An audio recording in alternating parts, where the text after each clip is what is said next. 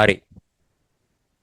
අද අපි සාකච්ඡා කරන්න යන්නේ 2026 මොඩල් පේපර්. ඒ කියන්නේ සාමාන්‍යයෙන් හැම අවුරුද්දකම වාහයේ මේ එක්සෑම් එකට කලින් අධ්‍යාපන අමාත්‍යාංශය විසින් එවනවා පොඩි ආකෘති පේපරයක්. මේ හා සමාන පේපරයක් එන්න පුළුවන්, නැත්නම් පොඩි අයිඩියා එකක් ගන්න පොඩි පේපරයක් එවනවා. ආන්ගේ පේපරේ වගේ එකක් මේ පාරත් රිලීස් වුණා. ඒකට අපි කියනවා 2026 මොඩල් පේපර් එක කියලා. ඒ කියන්නේ මේ පේපරේට අනුව පොඩි අදහසක් ගන්න පුළුවන් ඒ ලෙවල් පේපරේ මොන වගේ ස්ට්‍රක්චර් එකක්ද හැදෙන්නේ කියලා. ඒ කියන්නේ මේ ප්‍රශ්න මෙනවා කියලා නැත්තම් මේ පාඩම් වලින් මෙනවා කියන එක නෙමෙයි. නමුත් අපිට පොඩි අයිඩියා එකක් අදහසක් ගන්න පුළුවන් මේ පේපරේ කොහොමද හැදෙන්නේ කියන එක ගැන. ඒ කියන්නේ මේ වගේ ආකෘතියකට එන්න පුළුවන් කියන එක ගැන තමයි පොඩි අදහසක් දෙන්නේ කලින්. හරිද? එතකොට ඒක ගැන සාකච්ඡා කරන් යද්දී අද අපි මුලින්ම කියන්නේ දෙවෙනි කොටසේ ව්‍යුහගත රචනා පේපරේ තියෙන අනිවාර්ය රචනා ප්‍රශ්නයක් වන පළවෙනි ව්‍යුහගත රචනා ප්‍රශ්නය ඩ්‍රෝවින්. එහෙම නැත්නම් අපි කියනවා ඉංජිනේරු ඇඳීම කියන ප්‍රශ්නයක් එනවා. ආන්ගේ ප්‍රශ්නය ගැන සාකච්ඡා කරන්න තමයි යන්නේ. එතකොට මේ මොඩල් පේපරයක් වේවා පාස් පේපරයක් වේවා සාමාන්‍යයෙන් අනිවාර්යෙන් දකින්න පුළුවන් අනිවාර්ය පළවෙනි ව්‍යුහගත රචනා ප්‍රශ්නය තමයි මේ ඉංජිනේරු ඇඳීම කියන ප්‍රශ්නේ. එතකොට අනිවාර්යෙන් විභාගයට වාට මුහුණ දෙන්න වෙන ප්‍රශ්නයක්. ඒකට අපි කියනවා ඉංජිනේරු ඇඳීම කියලා. මේ ඉංජිනේරු ඇඳීම කියන යටතේ නැත්නම් ඉංජිනේරු ඇඳීම කියන පාඩම යටතේ ඔයාට විභාගෙදී එන්න පුළුවන් ප්‍රශ්න ආකාර ටිකක් තියෙනවා. හරිද? ප්‍රශ්න ආකාර ටිකක් තියෙනවා. අපි ගමුකෝ ඉංජිනේරු ඇඳීම කියලා පොදුවේ.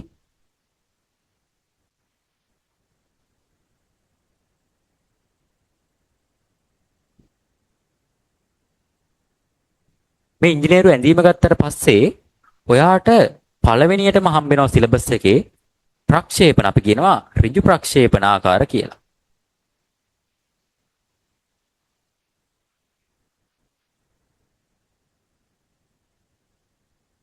ඍජු ප්‍රක්ෂේපණ ආකාර. මේ ඍජු ප්‍රක්ෂේපණ ආකාර කියන එක ගත්තට පස්සේ මේකෙන් කියන්නේ මොකක් හරි වස්තුවක, හරිද?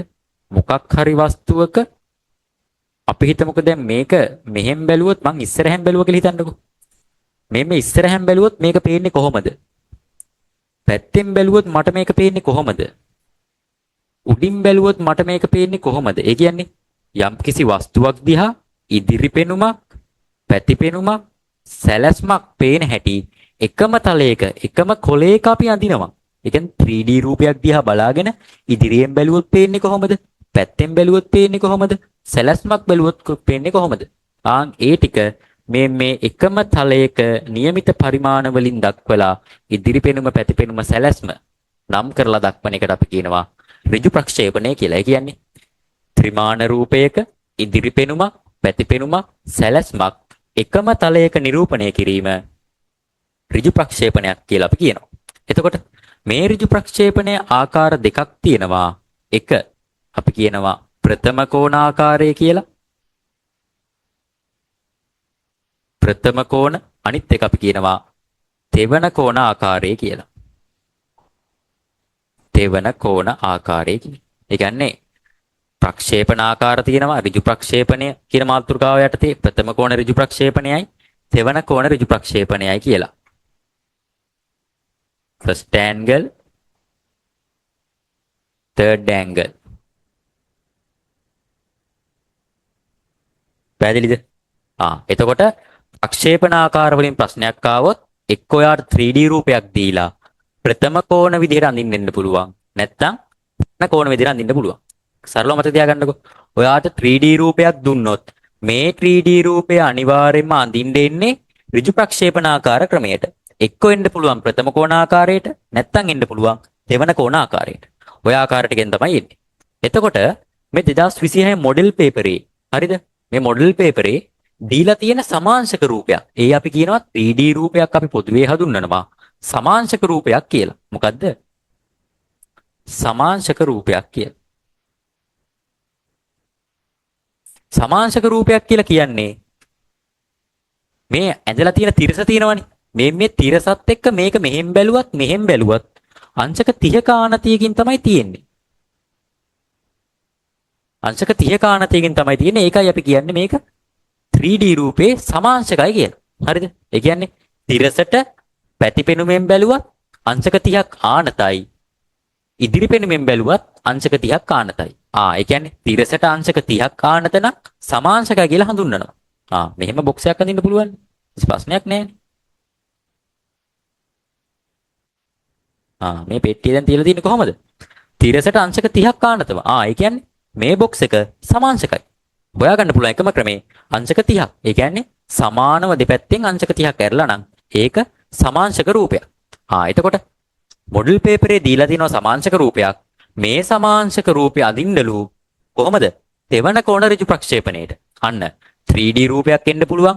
මං කිව්වා එහෙම ආවොත් අඳින්න වෙන්නේ එක්ක ප්‍රථම කෝණාකාරයට නැත්නම් තෙවන කෝණ ආකාරයට කියලා. එතකොට තෙවන කෝණ ආකාරයට තමයි දැන් ඔයාට අඳින්න කියලා තියෙන්නේ. තෙවන කෝණ ආකාරයට. දැන් කොහොමද මේ තෙවන කෝණ කියන සීන් එක ගොඩ දාගන්නේ? හරි. අපි යමුකෝ මේ තෙවන කෝණ සීන් එක බලන්න.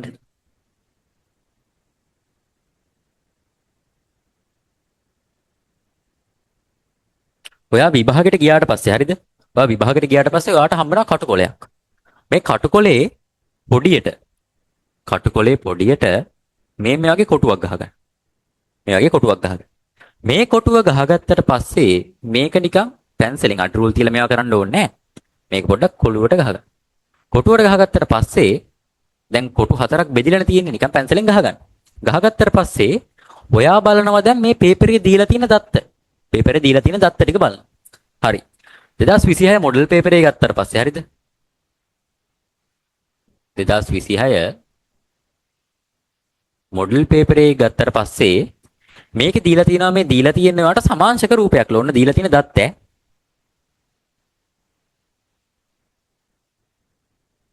සමාංශක රූපයක්ලු දීලා තියෙන්නේ. සමාංශක රූපයක්. මේ සමාංශක රූපය අඳින්නලු ඔයාට හරිද? මේ සමාංශක රූපය ඔයාට අඳින්න කියන්නේ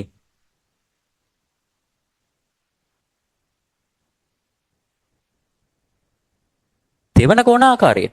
පැහැදිලිද? සමාංශක රූපයක් දීලා ඒ කියන්නේ තිරසට අංශක 30ක ආනතියක් පිහිටන පරිදි දීලා තියෙන 3D රූපයක් ඔයා අඳින්න ඕන තෙවන කෝණ ආකාරයට. හරිද? මේ දීලා තියෙන තෙවන කෝණ ආකාරයට අඳින්න කියලා තියෙන රූපේ ඔයාට දීලා තියෙන්නේ දෙකට එක පරිමාණයෙන්ලු.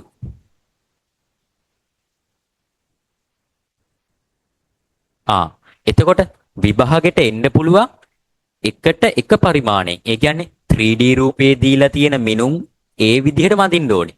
3D එකේ මෙතන දිග 30යි කියලා දාලා තිබ්බොත් සම්පූර්ණ ඔය අඳින්න ඕන කීයද? සෙන්ටිමීටර 3ක්. ඒ කියන්නේ මිලිමීටර 30ක්. දීලා තියෙන මිනුම්ම ඒ ප්‍රමාණයෙන්ම අඳිනවා නම් අපි කියනවා එකට එක කියලා. හරිද? ඊට පස්සේ අපි ගත්තොත් දෙකට එක. ඔන්න ඉස්සරහා පැත්තේ යගේ වැඩි වෙනවා. පරිමාණය එන්න පුළුවන් ක්‍රම දෙකට එක කිව්වොත් කොටු දෙකක් තියෙනවා. මේ කොටු දෙකෙන් හදනවා එක කොටුවක්. එතකොට මේ කොටු දෙකට වඩා මේ කොටුව ලොකුයි නේද? ඒකෙන් කියන්නේ මොකද්ද? පොඩියට දීලා තියෙන එක ලොකු කරන්න ඕනේ. පොඩියට දීලා තියෙන එක ලොකු කරන්න ඕනේ. දෙකට එක නම් ඒ වගේ දෙගුණයක්. මෙතන තුනට එක තිබ්බොත් මේ වගේ තුන් ගුණයක්. මේ වගේ තුන් ගුණයක් ලොකු කරලා අඳින්න ඕනේ. මෙහෙම මතක තියාගන්නකෝ. එකට එක තිබ්බොත් දීලා තියෙන පරිමාණයෙන් ඒ පරිමාණයම අඳින්න ඕනේ. දීලා තියෙන පරිමාණය වගේ තුන් ගුණයක් ලොකු කරලා අඳින්න ඕනේ. දෙකට එක තිබ්බොත් දීලා තියෙන පරිමාණය වගේ දෙගුණයක් අඳින්න ඕනේ ලොකු කරලා. මේක කන පිට ගැහුවොත් එකට දෙක. ඕන් කන පිට ගැහුවා. දීලා තියෙන පරිමාණය වගේ අඩක් කරලා අඳින්න ඕනේ. එතකොට මෙතන තුනට එක තිබ්බොත් දීලා තියෙන පරිමාණයෙන් තුනෙන් එකක්. ඒ කියන්නේ යම්කිසි මිනුමක් දෙනවා 30යි කියලා. එතකොට අඳින්න ඕනේ ඇත්තටම 10යි. මේකෙන් තුනෙන් පංගුවක්. ඕකම තමයි පරිමාණය වෙනස් වෙන්නේ. ඔන්න මතක තියාගන්න.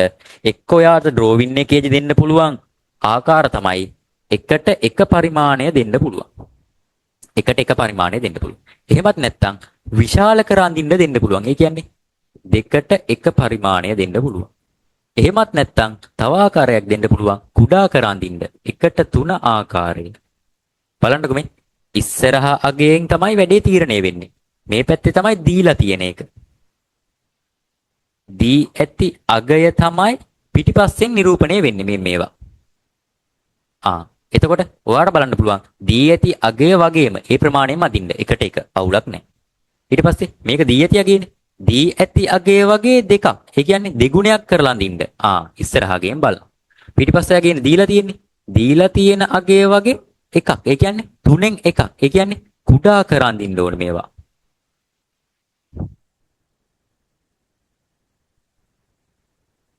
කුඩා කර ඇඳීම. හරිද? ඊට පස්සේ ගත්තොත් මෙතන විශාල කර ඇඳීම. දීලා තියෙනවා වගේ දෙගුණයක්.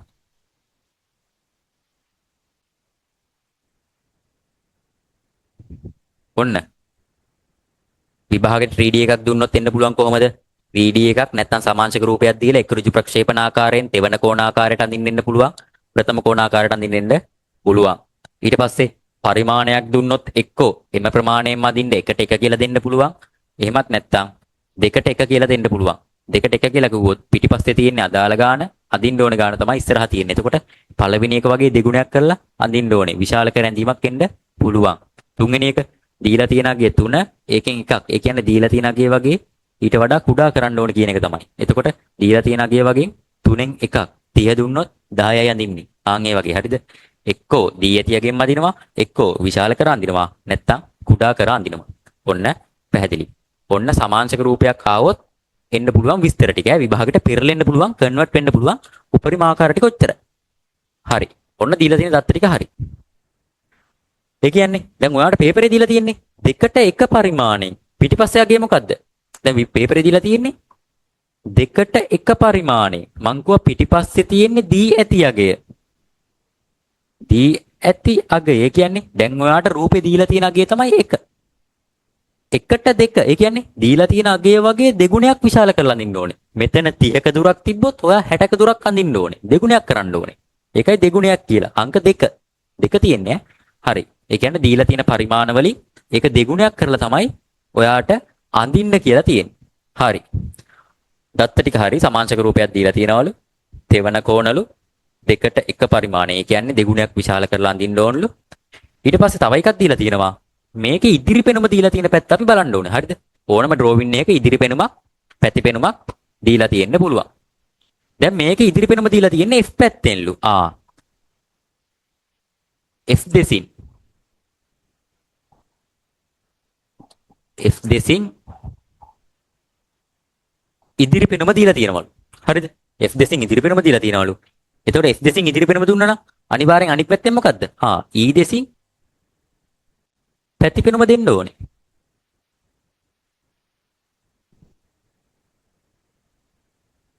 හරි.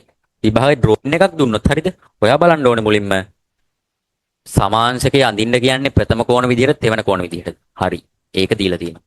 පරිමාණය බලන්න ඕනේ. එකට එකද, දෙකට එකද, නැත්නම් එකට දෙකද? ඒ කියන්නේ එම ප්‍රමාණයෙන් අඳිනවද? කුඩා කර අඳිනවද? විශාල කර අඳිනවද? ඒක බලන්න ඕනේ. ඊට පස්සේ ගත්තොත් ඉදිරි පෙනුමයි පැති පෙනුමයි දීලා තියෙන පැත්ත බලන්න ඕනේ. දැන් මේක කියලා තියෙනවා F පැත්තෙන්ලු ඉදිරි පෙනුම, E පැත්තෙන්ලු පැති පෙනුම කියලා දීලා තියෙනවා. හරි. ওই දත්ත ටික තියෙනවා. දැන් මං කිව්වනේ කටුකොලයක් අරන් මේක හතරට බෙදා ගන්න කියලා. හතරට බෙදාගත්තාම ඔයා දන්නවා ඕනම 3D සමාංශක රූපයක වෙන්න පුළුවන් ආකාර දෙකයි. මොකක්ද ඒ ආකාර දෙකක් කිව්වේ? ඒ කියන්නේ එක්ක ඉදිරි පෙනුම මෙහෙන් දීලා. හරිද? ඉදිරි පෙනුම මෙහෙන් දුන්නොත් ඒක අනිත් පැත්ත මොකක්ද? අනිවාර්යෙන් පැති පෙනුම මෙහෙන්. ඉදිරි පෙනුම මෙහෙන් දීලා එක්ක පැති පෙනුම අනිවාර්යෙන් මෙහෙන්. ඉදිරි පෙනුම විතරයි මාරු වෙන්නේ. අනිවාර්යෙන් උඩින් ප්ලෑන් එක. උඩින් ප්ලෑන් එක සැලැස්ම අනිවාර්යෙන් එන්නේ උඩින්. ෆස්ට් ඇන්ගල් උනත් තර්ඩ් ඇන්ගල් උනත් සැලැස්ම අනිවාර්යෙන් ගන්න උඩින්. ගෙදරක් හදලා වහලේ ගාලි වෙරලා වහලේ ගැලෙව්වොත් මොකද වෙන්නේ? බිත්ති තියෙන විදිය උඩින් බැලුවොත් පේනවා. නේද? වහලේ ගැලුවට පස්සේ පේනවනේ ගෙදර බිත්ති පිහිරලා තියෙන ආකාරය. ඒ වගේ උඩින් තමයි ප්ලෑන් එක අපි බලන්නේ.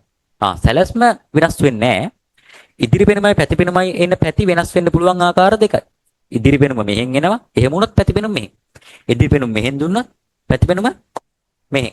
ඕකනේ වෙන්න පුළුවන්. ඕක තමයි ෆස්ට් ඇන්ගල් උනත් තර්ඩ් ඇන්ගල් උනත් වෙන්න පුළුවන් උපරිම ආකාර දෙක. හරිද? පේපරේට ආවත් වෙන්නේ ඔච්චරයි. හරි. ඔහොම ගත්තට පස්සේ දැන් අපිට විභාගෙදී අඳින්න කියලා තියෙන්නේ මොකද්ද? සමාංශකයක තෙවන කෝණ විදිහට. ඒ කියන්නේ තර්ඩ් ඇන්ගල් විදිහට තමයි මේක අඳින්න කියලා තියෙන්නේ. හරිද? තර්ඩ් ඇන්ගල් විදිහට අඳින්න කියලා තියනවා කියනකොට ඔයාට මේ තෙවන කෝණ ඍජු ප්‍රක්ෂේපණය අදින්න කලින් ඔයා අදින ඩ්‍රෝවින් කොලේ ඔයාට විභාගෙ දෙනවා ඩ්‍රෝවින් කොලයක්. මේ ඩ්‍රෝවින් කොලේ ඔයාට පෙනුම් තුන ස්ථාපනය කරගන්න එපා. ඒ කියන්නේ මේ පෙනුම් තුන ස්ථාපනය කරගන්න ඕනේ. මේ පෙනුම් තුන ස්ථාපනය කරගන්න ඕනේ තියරි ටික ඔයාලා දන්නවා. ඒ කියන්නේ සම්පූර්ණ මෙතන දිගයි එකතු කරොත් සම්පූර්ණ කොලේ දිගෙන් ඒ ටික අඩු කරලා ඉතුරු වෙන ටික තුනෙන් බෙදලා මේ පරතර තියලා තමයි අඳින්න ඕනේ කියලා ඔයාලා දන්නවා. හරිද? ඒක සාමාන්‍ය දෙයක් නේ. කොලේ බෙදා ගන්න හැටි ඕන කෙනෙක් දන්නවා. ඒකට ටෙක්නික් මං කියලා දීලා තියෙනවා. මං එච්චර පල්ලට දැන් මේ වෙලාවේ යන්නේ නැහැ. ඔයාලට මේ පේපරේ සාකච්ඡා කරන්න ඕනේ. හරි. අපි දැන් බලනවා third angle. third angle වෙච්ච ගමන් ඔයාලට හොයාගන්න පුළුවන් කෙටිම ක්‍රමය මොකද්ද? අපි බලනවා ඉදිරි පෙනුම දීලා තියෙන දිශාව මොකද්ද? මෙහෙන්. මෙහෙන් නම් ඉදිරි පෙනුම දීලා තියෙන්නේ මෙහෙන්. එතකොට මම මේ කොටු හතරෙන් මෙහෙන් ඊතලයක් ගහනවා මෙහෙට. පැහැදිලිද? ඉදිරි පෙනුම මෙහෙන් දීලා තිබ්බනම් මං ගහන්නේ මෙහෙට. හරිද? මං මේ දෙකෙන් මදින්නම්කෝ. ඔන්න තියරි සම්පූර්ණ පහදන්න යන්නේ නැහැ. දැන් පළවෙනි එකේ ඉදිරි පෙනුම දීලා තියෙන්නේ කොහෙන්ද? මේ කටු කොලේ මේවා කරගන්නේ නැහැ. තාම රෝවින් කොලේට යන්නේ නැහැ. ඒ කියන්නේ හතරට බෙදාගත්තා. කටු කොලේ එහෙම කොටු හතරක් හදාගත්තා. බලනවා third angle එකේදී. හරිද? third angle නම් බලනවා ඉදිරි පෙනුම දීලා තියෙන දිශාව. මේක ඉදිරි පෙනුම දීලා තියෙන්නේ මෙහෙන්. එහෙනම් මෙහෙට ඊතලයක් ගැහුවා. මේක ඉදිරි පෙනුම දීලා තියෙන්නේ මෙහෙන්. එහෙනම් මෙහෙට ඊතලයක් ගැහුවා. පැහැදිලිද? ඔය දෙකෙන් එන්න පුළුවන්. ඊට පස්සේ මෙතනින් ඊතලේ විද්දා මෙතනින් ඊතලේ මතු වුණා. මතු වෙන කොටුවට එහා පැත්තෙන් තමයි අඳින්න ඕනේ සැලැස්ම. පැහැදිලිද? එතකොට මේකේ ඊතලේ මෙතනින් විද්දා මතු වුණේ මෙතනින් මතු වෙන කොටුවට එහා පැත්තේ කොටුවෙන් අඳින්න ඕනේ සැලැස්ම.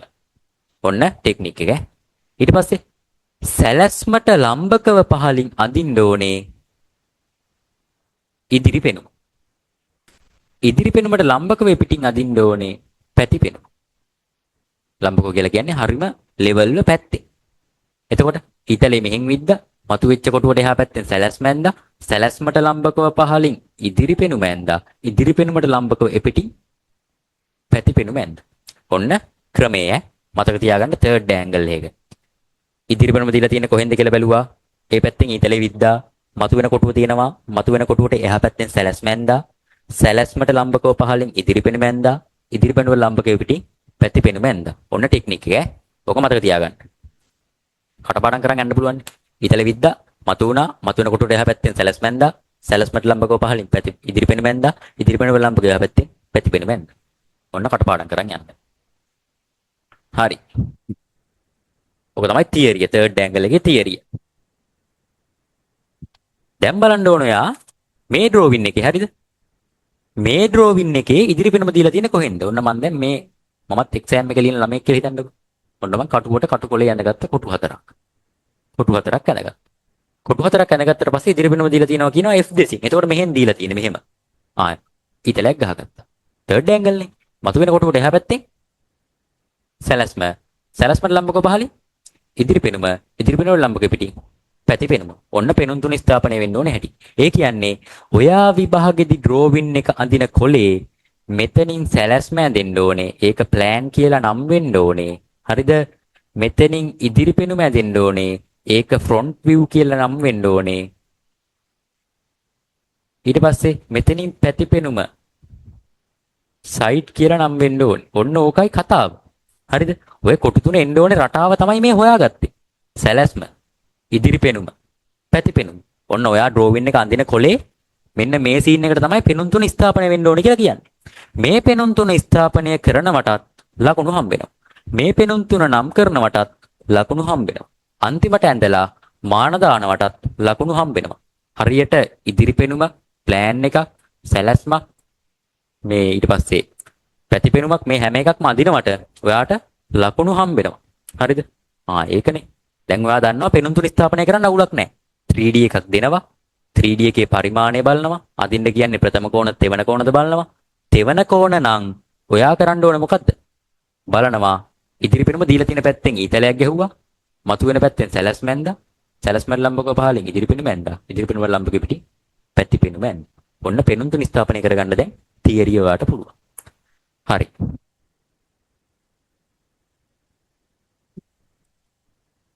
දැන් මෙහෙමනේ පෙනුම් තුන එන්නේ.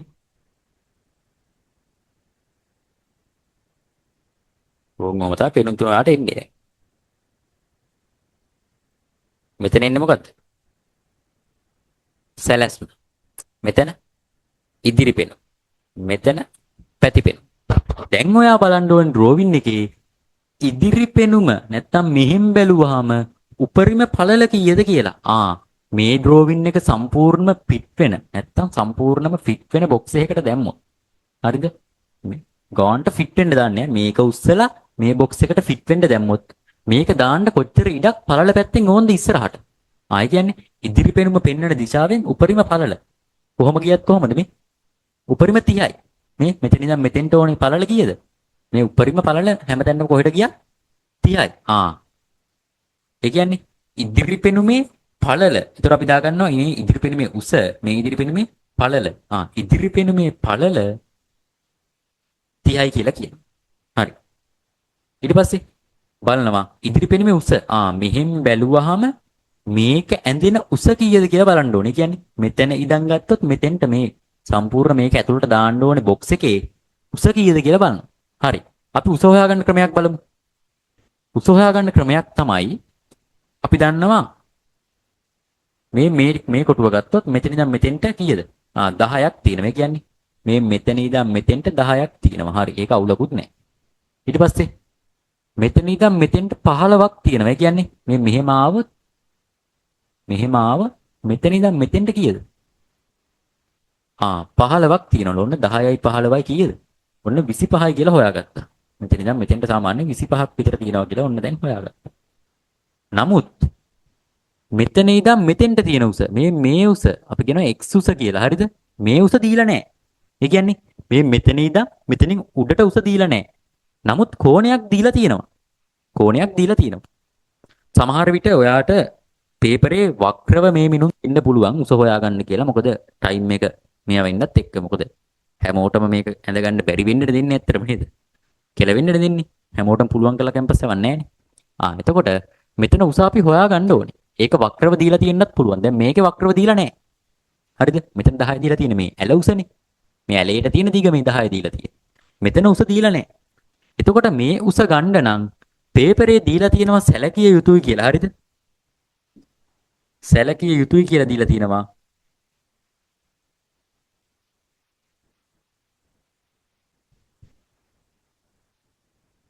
පෙලක් මිනුම් අපිට ගණනය කරලා ගන්න ඕනලු. ඔන්න කවදාවත් A level paper එක තාම ඇවිල්ලා නැහැ. හරිද? අපිට ගණනය කරලා ගන්න කියලා එහෙම කියලා නැහැ. ඒ කියන්නේ දැන් මොඩල් පේපරේ දීලා තියෙනවා කෝණයකුත් එක්ක කොහොමද මේකේ උස ගණනය කරන්නේ? එතකොට මොකද්ද? SFT වල තියෙන පොඩි දැනුමක් පාවිච්චි කරන්න වෙනවා. ඒකනේ SFT අනිවාර්ය විෂයක් වෙලා තියෙන ටෙක් වලට. එතකොට ඔයාට ගණනය කරලා මේ උස ගන්න වෙනවා. හරි. ඒ උස ගද්දි අපි දැන් මෙතන x උසනේ හොයාගන්න ඕනේ. මේ x උස හොයාගන්නකොට මේ ටික මෙතන ඉඳන් මෙතෙන්ට 10යි මෙතන ඉඳන් මෙතෙන්ට 15යි ඔක්කොම 25යි මේ ටික දන්නේ. ආයේ දන්නේ නැති කොටස මොකද්ද? මේක නේද? දන්නේ නැති කොටස මේක. දන්නේ නැති කොටස මේක නම් මෙතන දීලා තියෙනවා කීයක්ද? කෝණයේ අංශක 30යි කියලා දීලා තියෙනවා. කෝණයේ අංශක 30යිලු. දැන් අපිට ත්‍රිකෝණමිතික අනුපාත දාන්න ඕනේ නම් හරිද? එක්ක පාදෙකුයි කෝණෙකුයි දැනගන්න ඕනේ. එහෙම නැත්නම් පාද දෙකක් දැනගත්තොත් කෝණේ හොයාගන්න පුළුවන්. හරිද? එතකොට දැන් දන්නේ මොකද්ද? කෝණයක් දන්නවා. තව පාදෙකුත් ඇති අනිවාර්යයි. හරි. පාදයක් හොයාගන්න ගත්තොත් මෙතන ඉඳන් මෙතෙන්ට සම්පූර්ණ පැතිපෙනුමේ පළල 30යි කියලා දීලා තියෙනවා. පැතිපෙනුමේ පළල 30යිලු. ඒ 30න් 15ක් මෙතෙන්ට එනවලු මේ මෙතෙන්ට එනවලු 15ක්. මේ ගැට්ට දක්වා එනවලු 15ක්. එතකොට 30න් 15ක් මෙතෙන්ට ගියා නම් සම්පූර්ණ පළලෙන් 15ක් මෙතෙන්ට ගියා නම් තව 15ක් නේද මෙතෙන්ට යන්නේ. තව 15ක් නේ මෙතෙන්ට යන්නේ. එතකොට අනිවාර්යෙන්ම 30න් 15ක් ගියාම මෙතන පල්ලේ මේ ටික අනිවාර්යෙන් 15ක් වෙන්න ඕන. හරි. ඔයා ගන්න දත්ත දැන් ඔච්චරයි. හරිද? මොකද මේ ත්‍රිකෝණේ ඇල උස දීලා නැහෙනේ. කර්ණය දීලා නැහැ. එතකොට මේ මෙතන ඉඳන් පොඩි ත්‍රිකෝණයක නම් කර්ණයක් දීලා තියෙනව නේද? මෙහෙම ඇන්දොත් පොඩි ත්‍රිකෝණයක නම් කර්ණයක් දීලා තියෙනවා 10යි කියලා. නමුත් ඒක ගන්න බෑනේ. අපිට ඕනේ දිග ලොකු කොටුවේනේ. එතකොට අපි හොයාගන්න ඕනේ දිග කර්ණයනේ. දිග කර්ණයක් දීලා නැහැ. අපි දීලා තියෙන්නේ කෝණේ මෙතන කෝණයට අදාළ බද්ධ පාදයේ අදාළ දිග. එතකොට අපි දන්නවා කෝණ එකක් එක්ක හරිද? මේ කෝණෙත් එක්ක බැලුවාම මේක ඍජු කෝණී ත්‍රිකෝණයක්නේ. මෙතන ඇදෙන්නේ ඍජු කෝණී ත්‍රිකෝණයක්. මේ ඍජු කෝණී ත්‍රිකෝණෙත් එක්ක මේක ගලවලා ගත්තොත් මෙතන 30යි මෙතන 15යි. ඒ කියන්නේ කෝණෙට ඉස්සරහා තියෙන එක අපි කියනවා සම්මුඛ පාදය. කෝණෙත් එක්ක බද්ධ වෙලා තියෙන එක අපි කියනවා බද්ධ පාදය. මේ ඉස්සරහා තියෙන විශාල මේකට අපි කියනවා කර්ණය කියලා. සම්මුඛ පාදය, බද්ධ පාදය, කර්ණය කියලා අපි කියනවා. දැන් අපිට හොයාගන්න ඕනේ මොකක්ද? හොයාගන්න ඕනේ කෝණේ දන්නවා, බද්ධ පාදේ දන්නවා. උස තමයි ඕනේ. x කියන උස හොයාගන්න ඕනේ. එතකොට අපි දාන ත්‍රිකෝණමිතික අනුපාතය මොකක්ද? බක කොස් බද්ධ පාදයයි කර්ණයයි දෝනේ. නෑ. කොස් ගන්න බෑ. කොස් තීටා ගන්න බෑ. ඊට පස්සේ සක සයින් සම්මුඛ පාදයයි කර්ණයයි බෑ ගන්න බෑ. සයින් තීටා ගන්න බෑ. අපිට ඕන පාද දෙක නෑනේ. අපි දානවා tan සම්මුඛ පාදයයි බද්ධ පාදයයි. හරිනේ. කෝණේ දන්නවා, බද්ධ පාදේ දන්නවා, සම්මුඛ පාදේ. නැත්තම් x කියන උසයි හොයාගන්න ඕනේ. එතකොට අපි දානවා tan තීටා සමානයි සම්මුඛ පාදයේ බෙදීම බද්ධ පාදය කියලා දානවා. හරිද? එතකොට tan තීටා කීයද? tan තීටා වලට අපිට දාන්න පුළුවන් 30. tan තීටා වලට අපිට දාන්න පුළුවන් 30. සම්මුඛ පාදේ දන්නේ නැහැ. ඒ කියන්නේ x කියන උස. x කියන උසන අපිට හොයාගන්න ඕනේ. බද්ධ පාදේ දන්නවා 15යි කියලා. ඕම් මේක සුළු කරන්න ගන්නවා. මේක සුළු කරාට පස්සේ අපිට එනවා tan 30 වෙනුවට අපිට දාන්න පුළුවන් 1 යට මූල 3. 1 යට මූල 3 දාන්න පුළුවන්. ඊට පස්සේ x තියෙනවා යට 15 තියෙනවා. දැන් මේක හරස් ගුණිත දානවා. දාපු ගමන් 15 වැඩි කිරීම 1 සමානයි මූල 3යි x කියලා අපිට ගන්න පුළුවන්. එතකොට අපිට ගන්න පුළුවන් මේ මූල 3න් මේ මූල 3 කෙලින්ම බෙදුව ගමන් අගේ එනවා x යට 15 යට මූල 3. මෙතන අගයක් ගත්තොත් 15 යට 1.73යි දෙකක් වගේ දැම්මොත් හරිද?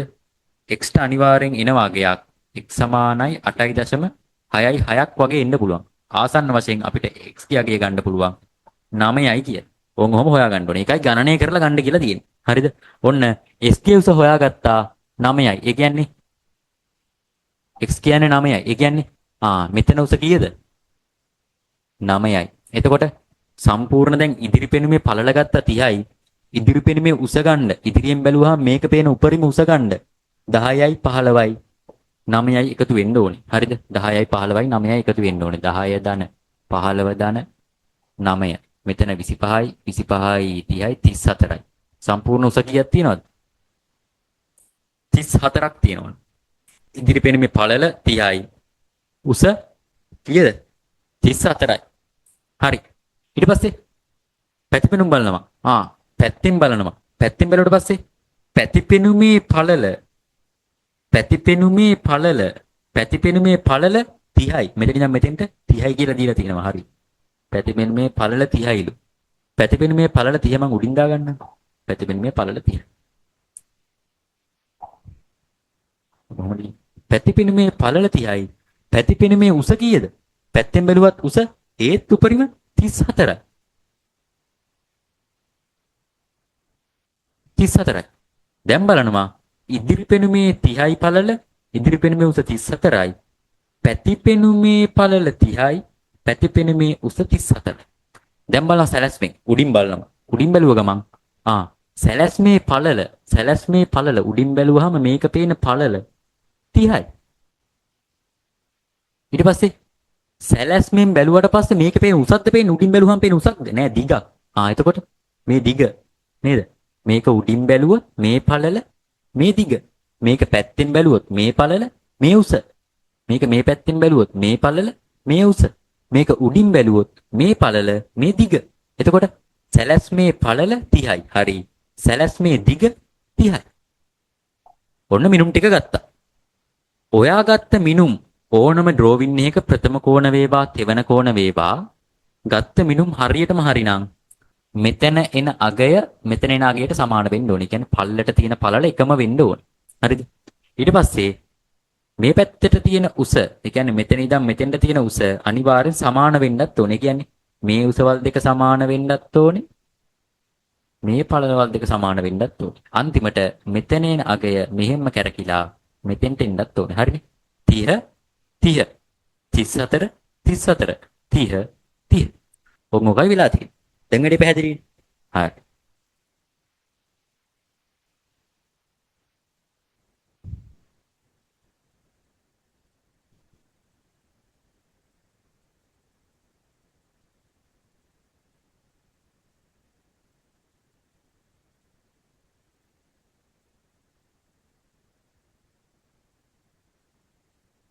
හරි. ඔන්න පෙනුම් තුන ස්ථාපනය වෙන හැටි හොයාගත්තා. ඒ පෙනුම් තුන අඳින්න ඕනේ කොටු ටිකේ උඩරිම දිග පළලවල් ටික හොයාගත්තා. දැන් කේස් එකක් නැහැ. ඔන්න දැන් තමයි වැඩේට යන්නේ. දැන් තමයි වැඩේට යන්නේ.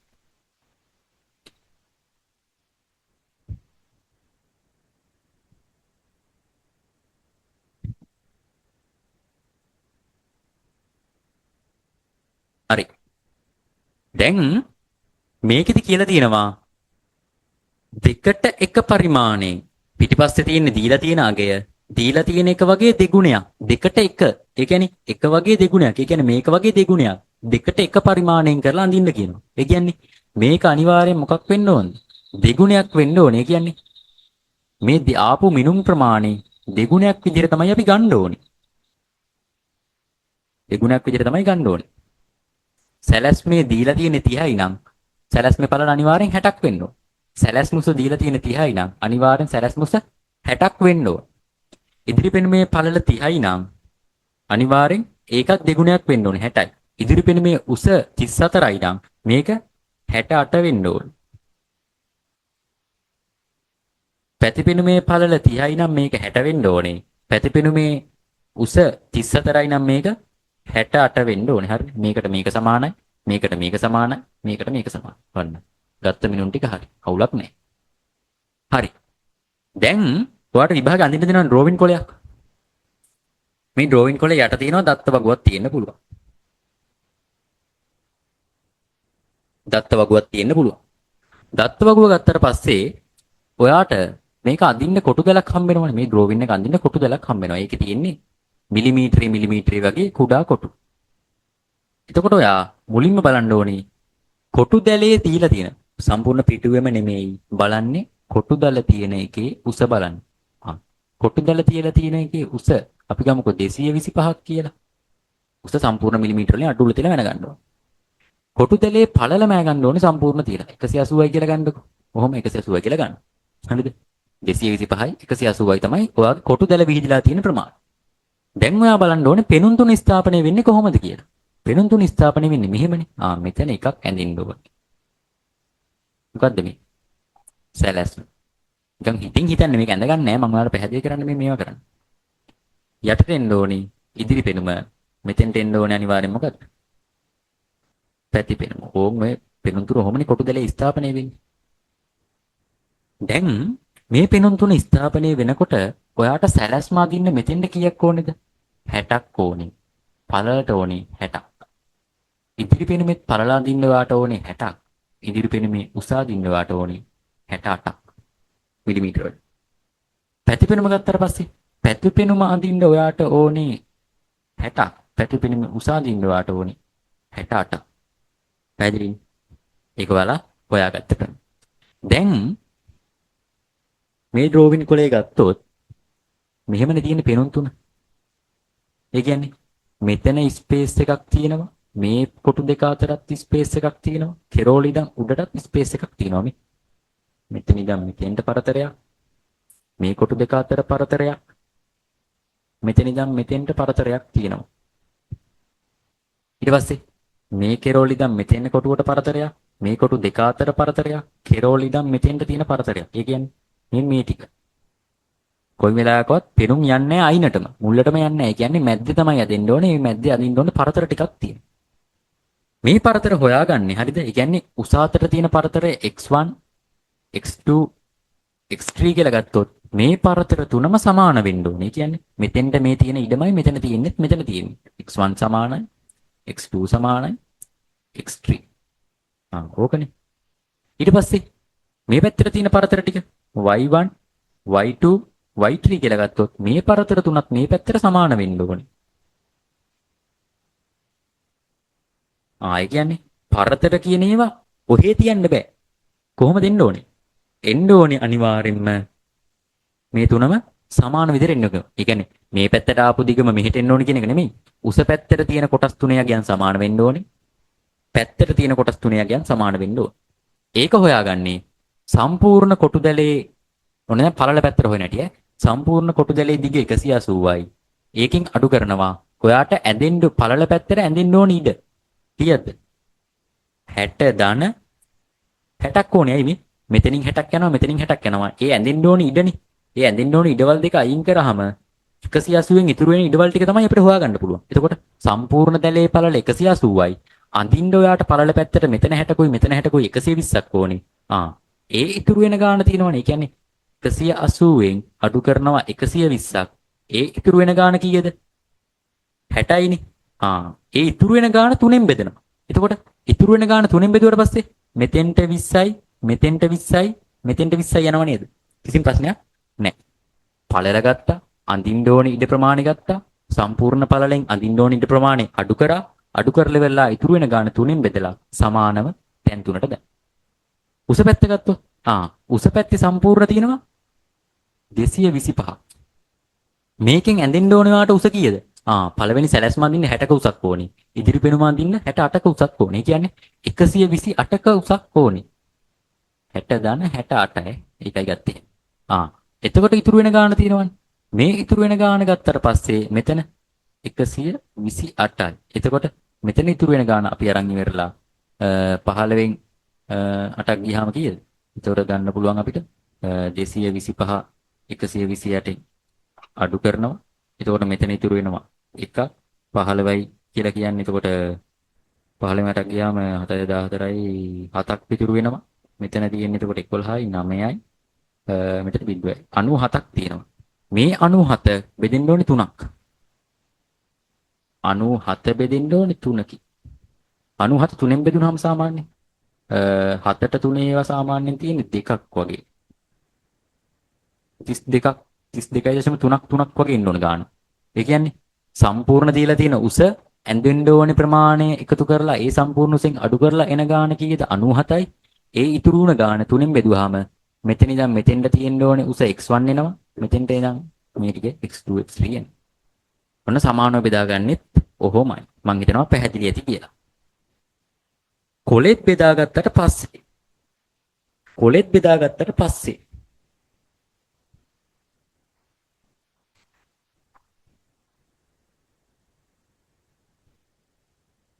දැන් මට අඳින්න ඕනේ මේ ගාන. කොලෙත් බෙදාගත්තට පස්සේ 68යි 68යි 60යි 60යි 60යි 60යි. ඕක අඳින්න ඕනේ ප්‍රමාණය දැන් ඔයා එකට දෙක කරලා නෑ දෙකට එක කරලා. එතකොට ඔයා දීලා තියෙන ඩ්‍රෝවින් කොලේ අරගෙන අර ගානේ ආවි කීයද? මෙතන පෙනුම් තුන ස්ථාපනය වෙන්න ඕනේ මෙහෙම කියලා ඔයා හොයා ගන්න ඕනේ. ඒ හොයාගන්නේ කොහොමද? කොලේ අරන් ඉවර වෙලා කුඩේ ඉඳන් බලනවා. යටට මෙතන ඉඳන් මෙතෙන්ට තියන්න ඕනේ. 32.3ක් විතර මිලිමීටර වලින් තියලා ඊට පස්සේ 60ක් යවනවා. මේ 60ක් යවනවා. ඊට පස්සේ ආයි 32.3ක් තියලා ආයි 68ක් යවනවා. 68ක පරතරයක් තියලා අන්තිමට කොහොම හරි ආයි ඉතුරු වෙන්න ඕනේ 32.3. පැහැදිලි? එතකොට 32.3ක් තිබ්බා 60ක් තිබ්බා ආයි 32.3ක් තිබ්බා මේ දෙක අතර පරතරේ ආයි ඉදිරි පෙනුම දෙන්න ඕනේ 68ක උසක් තිබ්බා අන්තිමට ඉතුරු වෙන්න ඕනේ 32.3. ගානට බෙදලා ගත්තා. මේ පැත්තට ගත්තොත් මුලින්ම පරතරේ තියෙන්න ඕනේ 20ක්.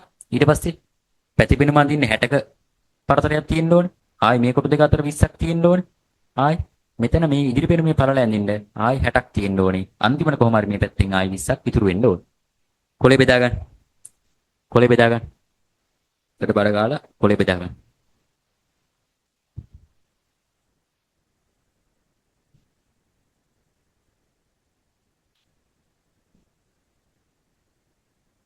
ඒ කියන්නේ මේ කොලේ බෙදාගත්තාම හරියද? කොලේ බෙදාගත්තාම ඔයා ඩොට් ටිකක් තියලා මේකේ ගානට මෙහෙම හොයාගන්න. ආ මේ ඩොට් ටිකක් තියාගන්න කොලේ. 60ක පල්ලට තියාගන්නවා. කොහොමනේ තියෙන්නේ? කොහොම ගහගත්තා. ඊට පස්සේ ඇයි මෙතන පළලමනේ මෙතන තියෙන්නේ. ඒතකොට දිගටම 60 ගහගත්තා ඒක. හරි. මේ පැත්තට කීයක් ඕනද? 68ක් ඕනේ. ආයි කියන්නේ යට ඉඳන් 32ක් 32.3ක් තියලා උඩට යට ඉඳන් 32.3ක් තියලා ඉරක් ඩොට් ටිකක් තියාගෙන බලනවා 68ක් ඕනේ. 68 තිබ්බා. ඕ මේ ටික. ඕ මොහොම ඉරි ගහලි කරලා මේ කොටුව වෙන් කරගන්න. අනිත් ටික ඔක්කොම මකන්න ඊට පස්සේ. තදයට ගහගන්න එපා මුලින්ම. නෝමල් එකේ ගහගෙන පස්සේ කොටු ටික වෙන් කරගෙන මකා ගන්න. ඕම්. ඔකයි වෙන්නේ.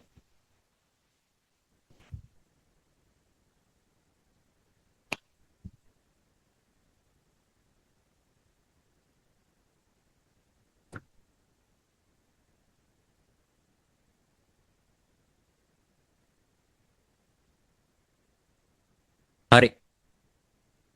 දැන් බලන්න ඕනේ අපි මොකද්ද? දැන් බලනවා. මෙතන දෙන්න ඕනේ මොකද්ද? සැලැස්ම. මෙතන දෙන්න ඕනේ.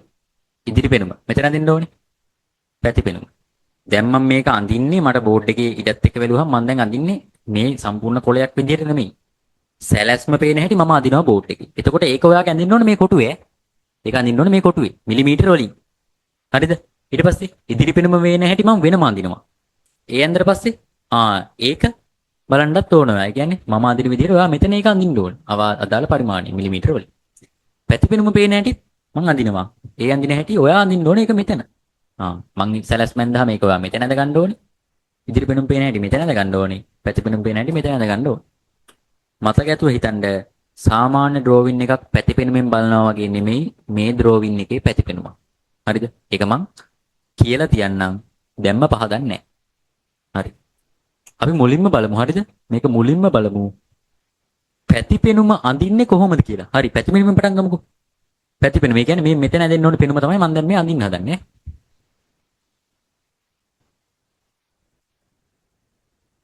ඕන්න මම දැන් අඳින්න හදන්නේ.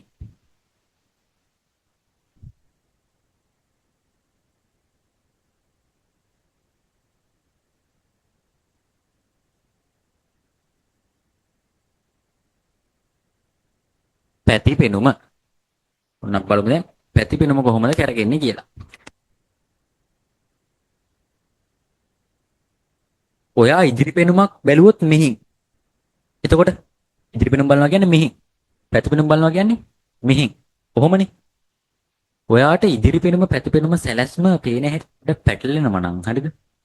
මේ ඩ්‍රෝවින් එකට අනුව ඕනම ඩ්‍රෝවින් එකක ප්‍රථම කෝණ වේවා තෙවන කෝණ වේවා ඉදිරි පෙනුම බලන්න කියන පැත්තෙන් ඔයා රැයට අල්ලනවා කියලා හිතන් ටෝච් එකක්. ටෝච් එකක් අල්ලනවා. එතකොට මෙහෙන් ටෝච් එකක් ඇල්ලුවොත් ඒ ටෝච් එළිය වදින බිත්ති ටික මොකද්ද? මේකේ වදිනවා. මෙහෙන් ඇල්ලන්නේ. මේකේ වදිනවා. මේක තිරස්සින්ද මේකේ වදින්නේ නැහැ. නමුත් මේකේ වදිනවා.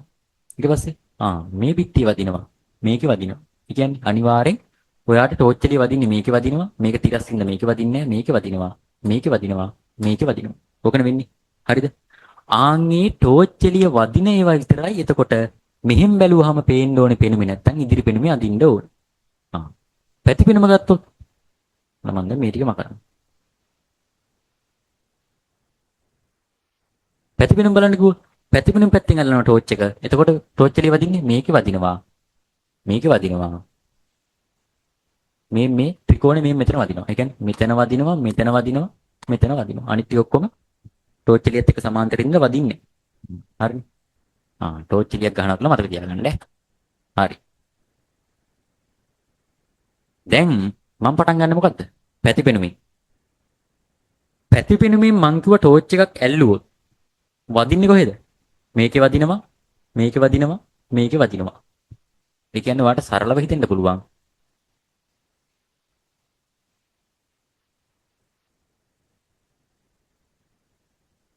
ඔහොම එකක් නේද එන්න ඕනි කියලා. හරිද? ඔහොම එකක් නේද පේන්න ඕනි කියලා. නමුත් මේක වැරදි. ඇයි වැරදි වෙන්න හේතුව? ඔයාට ඩ්‍රෝවින් එකේ අනිවාර්යෙන් බලන්න මේ වගේ දිග ඉරක්, කෙටි ඉරක්, දිග ඉරක්, කෙටි ඉරක්, දිග ඉරක්, කෙටි ඉරක්. ඔහොම දීලා තියෙනවා නම් මේකෙන් කියන්නේ ඝන දාම රේඛා කියනවා. ඝන දාම රේඛා. ඒ කියන්නේ ඕනම 3D වස්තුවක් මේ ඉර මගින් සමමිතිකව දෙකට බෙදෙනවා. ඒ කියන්නේ සමමිතිකයි කියලා කියන්නේ මොකක් හරි හැඩතලයක් අරන් ඒක සමමිතික නම් ගානට දෙකට නැමුවාම එක මත එක ගානට ෆිට වෙන්න ඕනේ. ඒකයි සමමිතිකයි කියලා කියන්නේ. එතකොට මේක දෙකට කැපුවොත් අනිවාර්යෙන් සමාන කොටස් දෙකකට කැඩෙනවා කියන එක තමයි මේ වගේ රේඛාවක් ඩ්‍රෝවින් එකක් මැද්දෙන් දීලා කියන්නේ. පැහැදිලිද? මොඩල් පේපරේ මැද්දෙන් මෙහෙම ඝන දාම රේඛාවක් යනවා දීලා තියෙනවා. මොඩල් පේපරේ මැද්දෙන් මෙහෙම ඝන දාම රේඛාවක් යනවා දීලා තියෙනවා. ඒ කියන්නේ අනිවාර්යෙන් මේක දෙකට බෙදෙන බගක් තමා පෙන්නලා තියෙන්නේ. එතකොට ඔයා පැතිපෙන මදිනකොට මේක ඇඳලා හරියන්නේ නැහැ. මේ ඩ්‍රෝවින් එක දෙකට කැපුවාම පැත්තෙන් පේන හැටි තමයි අඳින්න ඕනි. මොකද්ද? මේ වගේ රේඛාවක් දැක්කොත් අනිවාර්යෙන් පැතිපෙන මදින්න වෙන්නේ කොහොමද? මේක දෙකට කපලා පැත්තෙන් පේන හැටි. මොඩල් පේපරේ ඇවිල්ලා තියෙන ක්‍රමය අනිත් ඩ්‍රෝවින් වලට වැඩිය දැන් කෝණේ මගින් උස හොයා ගන්න තිබ්බ එක පොයින්ට් එකක්. හරිද? ඊට පස්සේ පැතිපෙන වගේ නෝමල් අඳින්න බෑ. මේ ඝන දාම රේඛාව මගින් දෙකට කැපුවාම පේන හැටි තමයි අදින්න තියෙන්නේ. ඔන්න මොඩල් පේපරේ වෙනස් වෙලා තියෙන ලක්ෂණ ටික ඔන්න. දැන් ඒතර මම පැතිපෙන අදින්න ඕනේ මේක නෙමෙයි.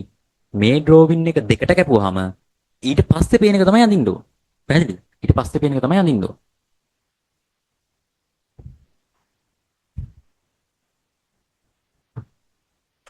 හරි.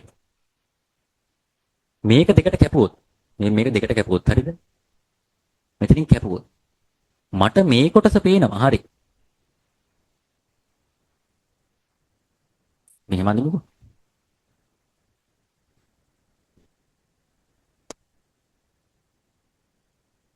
සම්පූර්ණ එල්ල හැටියට කොහොමද පේනවා?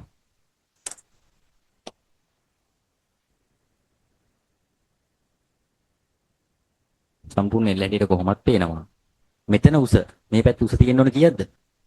34යි කියන්නේ 68ක් ගන්න ඕනේ. ඇයි දෙගුණ කරලානේ ගන්නෙ? 68ක් ඕනේ. මම දැන් මෙතෙන්ට 60ක් 68ක් ඕනේ කියලා නිකන් ගත්තා. හරිද? දැන් කණාවට දාන්නේ නැහැ. මේ හරියට මිනුම් දාන ක්‍රමෙ නෙමෙයි මේක. මෙතන මෙතෙන්ට 68ක් ගත්තා. ඊට පස්සේ මෙතෙන්ට ඇන්ගල් එකක් තියෙන්න ඕනේ. ඒ ඇන්ගල් එක මෙතන ඉඳන් කොච්චර දුරකට එනවද කියලා හොයාගන්න බෑ. අපි තාම දන්නේ නැහැ. නමුත් අපි දන්නවා මෙතන L එක මේ පේන යට පුස්තේ ඉඳන් තියෙන L එක 10ක් උඩට එනවා කියලා දන්නවා. ඕන් 10ක් උඩට එනවා කියලා දන්නවා. ඒකත් ඇන්දා. ඊට පස්සේ 10ක් උඩට ආවට පස්සේ ඇතුළට මෙතන ඉඳන් මෙතෙන්ට 15ක් යනවා කියලා දන්නවා. 15ක් යනවා කියලා දන්නවා. උලක් නැහැ. හරි. ඊට පස්සේ මෙතන ඉඳන් මෙතෙන්ට ආයි 15ක් උඩට යනවා කියලා දන්නවා මේ.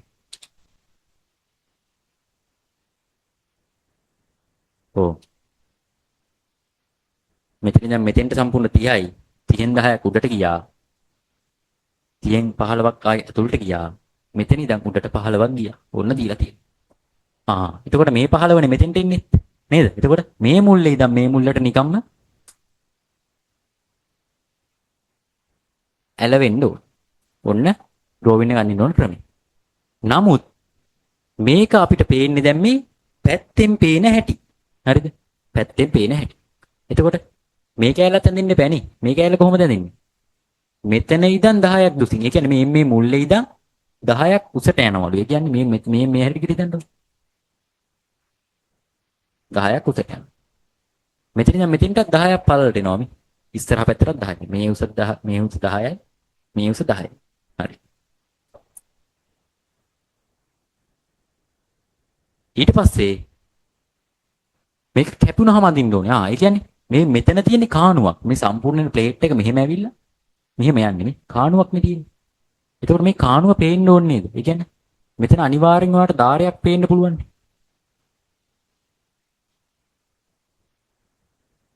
මෙතන ඔයාලට අනිවාර්යෙන් ධාරයක් පේන්න පුළුවන්. ඒ ධාරය තමයි මේ. මේ ඇතුලෙන් යන කාණුව තමයි මේ. ඒක මෙහෙම යන්නේ. එහෙම ඇඳලා පස්සේ ඔයා දැන් ඇඳලා තියෙන්නේ මැද්දෙන් කැපුවාම පේන හැටි. මැද්දෙන් කැපුවාම පේන හැටි. හරි. මැද්දෙන් කැපුවාම පේන හැටි ඇඳලා පස්සේ හරිද? ඔයා මේක පිහියෙන් කැපුවා කියලා හිතන්නකෝ. මේක පිහියෙන් කැපුවා කියලා හිතන්න. මේක පිහියෙන් කැපුවොත් පිහිය වදින්නේ කොහෙද? මෙතනින් කැපුවොත් මේ කාණුවක් තියෙන හින්දා මේ බිත්තිය වදින්නේ නැහැ. මේ බිත්තිය කියන්නේ මේ ඩ්‍රෝවින් එක පිහියෙන් කැපුවොත් මේක සබන් කෑල්ලකින් හදපු ඩ්‍රෝවින් එක මේක පිහියෙන් කැපුවොත් මේ ඇතුළට තියෙන මේ කෑල්ලේ පිහිය වදින්නේ නැහැ. නමුත් මේ ටිකේ වදිනවා. මේ ඔක්කොගේම පිහිය වදිනවා නේද? පිහිය වදින්නේ නැත්තේ මේ ටික විතරයි. පිහිය වදින හැම තැනකම ඔයා ඩ්‍රෝවින් එකේ අංශක 45ක් ඇලේට සමාන්තර රේඛා වලින් අඳුරු කරන්න ඕන. හරිද? එතකොට මේ කාණුව ඇතුල් පැත්ත කොයිකද? මේක. මේකේ පිහිය වදිනවද? නෑ. ඒක පිහිය වදින්නේ නැත්නම් ඔයාට ඒකේ මුකුත් ඉරි අඳින්න බෑ. පිහිය වදින පැත්ත මොකද්ද? මේක. පිහිය අඳින පැත්ත මේක. මේක අංශක 45ක ඇලේට ඔයාට රේඛා වලින් අඳුරු කරන්න වෙනවා ළඟ ළඟ. අඳුරු කරන්න වෙනවා. ඒ ඔක්කොටම හේතුව අර ඝනතාම රේඛාවක් තිබ්බින්ද? ඝනතාම රේඛාවක් තිබ්බොත් මේ විදිහට තමයි ඇඳෙන්න ඕන. ඊට පස්සේ මෙතනත් පිහිය වදිනවනේ. ඇයි ඉතින් ඒක අඳුරු කරේ නැත්තේ කියලා කියන්න පුළුවන්. ඉංජිනේරු ඇඳීම් වල ප්‍රධාන කැපුම් තලයට අදාළව මොකක් හරි ගැටිත්තක් අහු වුණොත් ඒ ගැටිත්ත හරහා පිහිය යනවා තමයි. නමුත් ඒක අඳුරු කරන්නේ නැහැ. හරිද? ඒ කියන්නේ ප්‍රධානව කැපෙන තලයේ තමයි ඇඳෙන්නේ. පැහැදිලිද? ඒතකොට ඩ්‍රෝවින් එකක පැතිපෙනුමක් අදින්න දුන්නොත් සාමාන්‍ය විදිහට අඳින්න පුළුවන්.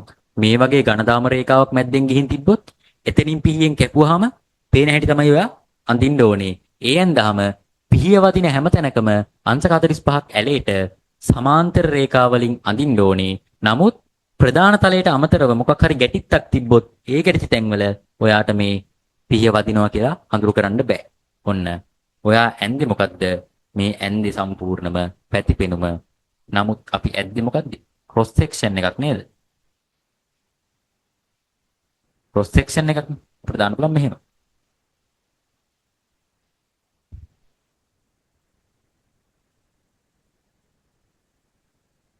එතකොට දන්නවා මේක මේ සයිඩ් එකෙන් තමයි ඇදලා තියෙන්නේ.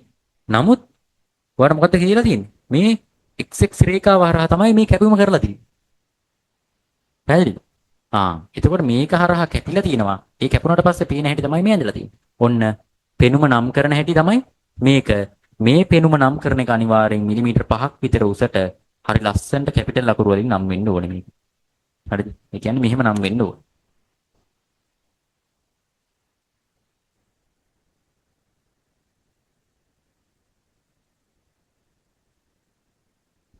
ඔන්න වැඩේ පැහැදිලි. හරිද? ඊට පස්සේ දැන් මේකේ මාන දාන්න එපේ. මේකේ මාන දානකොට මම අතනින් 10ක් ගන්නවා මෙතනටත් 10යි කියලා එහෙම මකුණු කරාට ඒ වලට පැහැදිලි කරන්න තමයි පටපට ගාලා ගියේ. ඔයාලා ඇත්තටම විභාගේ අඳිනකොට මේක අඳින්න ඕනේ ගුණයක් විශාල කරලා. ඒ කියන්නේ මෙතන ඉඳන් මෙතෙන්ට ගත්ත උස අරකේ තියෙන්නේ කීයද? 34යි. නමුත් ඔයා පේපරේ ගන්න ඕනේ කීයක්ද? 68ක් ගන්න. පැහැදිලි 68ක් ගන්න.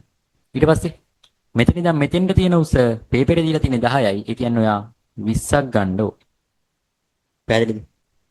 මෙතන ඉඳන් මෙතෙන්ට දීලා තියෙන ඇතුළට දීලා තියෙන ગેප් එක 15යි. ඒ කියන්නේ ඔයා මෙතෙන්ට කීයක් ගන්න ඕද? 30ක් ගන්න ඕ. හරිද? ඊට පස්සේ මෙතන ඉඳන් මෙතන ඇල උස මේ ප්‍රමාණය මේ කැපෙන කාණුවේ ප්‍රමාණය හොයාගත්තේ මං. මෙතන ඉඳන් මෙතෙන්ට 10ක් දීලා තිනවා. 10යි නම් මෙතන ඉඳන් මෙතෙන්ට 20යි. හරිද? ඒක සම්පූර්ණ 15න් මෙතන සම්පූර්ණ ગેප් එක 15යි. සම්පූර්ණ 30ක් තියෙනවා. 30න් 20ක් මෙතෙන්ට ගියාම මේ ටික අනිවාර්යෙන් 10 වෙන්න ඕන. හරි. ඔහොම තමයි යන්නේ. දාගන්න. ඔන්න පැතිපෙනුම ඈ. හරිද? නමුත් මාන දානකොට ගොඩක් වෙලාවට ඔයා වමෙනුයි යටිනුයි දාන්නේ දකුණෙනුයි උඩිනුයි. ඒක තමයි ක්‍රමය. දකුණෙනුයි උඩිනුයි දාන්න. මොකද යට එපෑ පෙනුම් ටික එහෙම නම් කරගන්න. ඔන්න පැතිපෙනුම 100%ක් ඇඳ හැටි පැහැදිලි කියලා හිතනවා.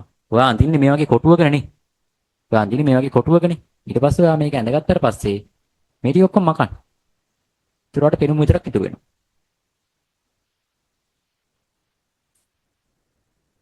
හරි. ඔබ දාගන්න.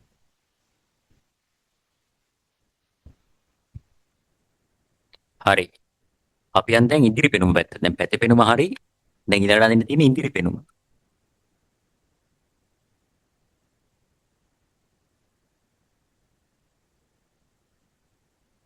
ඉදිරි පෙනුම. ඉදිරි පෙනුම ගත්තට පස්සේ අපිට ඉදිරියෙන් පේන්නේ දැන් මේ පැත්තෙන් විතර ටෝච් එක ගහන්නේ මෙහෙන්. එතකොට වදින්නේ ටෝච් එළිය වදින පැති මොකද්ද? මේකේ වදිනවා. මේකේ වදිනවා. මේකේ වදිනවා. එතකොට ඒ ටිකන වදින්නේ. ආයි වෙන කොහෙවත් වදිනවද? නැහැ. මේකේ වදිනවා, මේකේ වදිනවා, මේකේ වදිනවා, මේකේ වදිනවා. මේ මේකේ වදිනවා. හරිද? ඔන්න දැන් ඔයාලට ඉදිරි පිනම අඳින්න දීලා තියෙන කොටුවක්. ඉදිරි පිනම අඳින්න දීලා තියෙන කොටුවක්.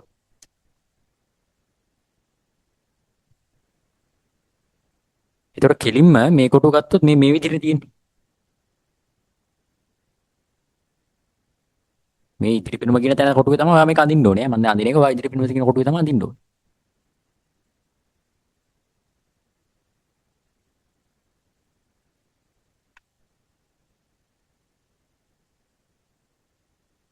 ලස්සන නම් කරනවා.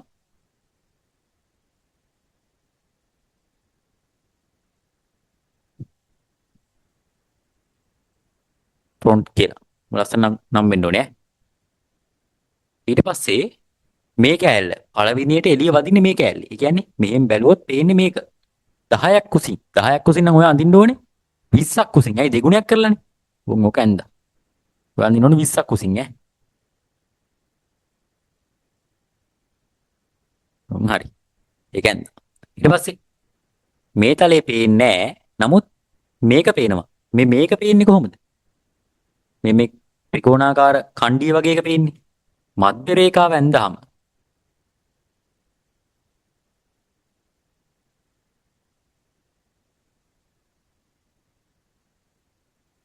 මධ්‍ය රේඛාව ඇඳාම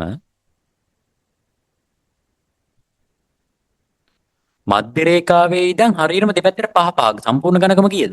සම්පූර්ණ ඝනකම 10යි. ඒ කියන්නේ මධ්‍ය රේඛාවෙන් ඉඳන් එක පැත්තකට පහ පහ ඇඳෙන්න ඕනේ. ඒක ඇඳෙන්න ඕනේ. මෙතන ඉඳන් 10ක් උසට. ඇයි කොච්චර ඇලවුණත් මෙහෙන් බැලුවහම පේන්නේ 10ක් උසට විතරනේ. එතකොට ඒක 10ක් උසට ඇඳෙන්න ඕනේ. ඕන් ඒක හරි. ඒක හරි.